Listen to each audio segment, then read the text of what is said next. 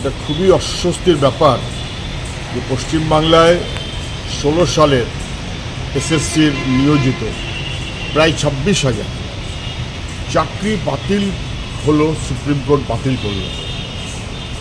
High court এই order দিয়েছিল এবং হাইকোর্ট যা বলেছিল, সুপ্রিম কোর্ট তাকে কার্যত মান্যতা দিয়ে বলল যে এটা এমন ধরনের অপরাধ হয়েছে, দুর্নীতি এত ভয়াবহ এবং গোটা নিয়োগ প্রক্রিয়াকে যেভাবে কলুষিত করা হয়েছে, এটা রিপেয়ার করার মতন কোনো সুযোগ নেই।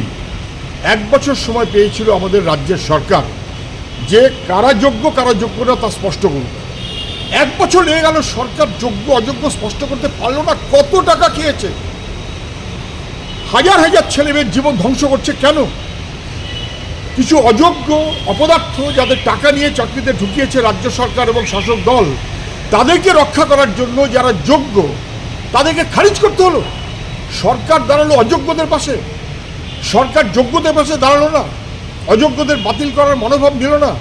সরকারের অপদার্থতা, তার জন্য এই সমস্ত চাকরি প্রার্থীরা, চাকরিজীবীরা কার্যত তারা বাতিল হয়ে গেল। 3,000, 4,000, 5,000, 6,000 তাদের খারিজ করাটা উচিত ছিল, সরকার করলো না বলে আজকে সুপ্রিম কোর্টে আমাদের রাজ্যের মুখ খুলল। শুধু না, আমাদের ছেলে মেয়েগুলো তাদের কী হবে, তাদের টাকা ফেরত দিতে বলেছে, তাদের টাকা ফেরত দিতে বলেছে।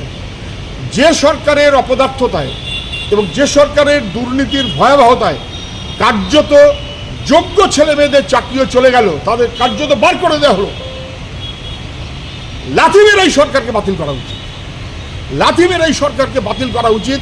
যারা যোগ্য ছেলে মেয়েদের পেটে লাথি মারল এইভাবে, তাদের টাকা ফেরত দিতে বলেছে, ভয়াবহ, ভাবাই যায়।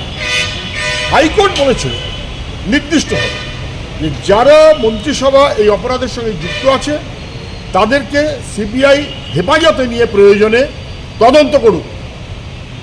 সেটাই জরুরি ছিল। সুপ্রিম কোর্ট এখনো সে ব্যাপারে কিছু বলেনি, বরং তাদেরকে অবিলম্বে হেফাজতে নিয়ে হাইকোর্টের অর্ডারকে মান্যতা দিয়ে সুপ্রিম কোর্ট হেফাজতে নিয়ে তদন্ত করতে বলুক।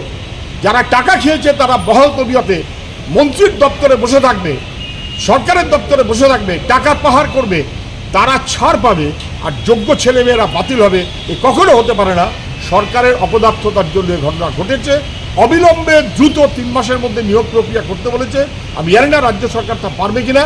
একমাত্র কথা হবে এখন, অযোগ্যদের খারিজ করে যারা যোগ্য তাদের চাকরিতে বহাল রাখার বিকল্প কী ব্যবস্থা হবে, সরকার এবং কোর্টকে তা খুঁজে বার করতে হবে। এর কোনো অন্যথা হতে পারে না।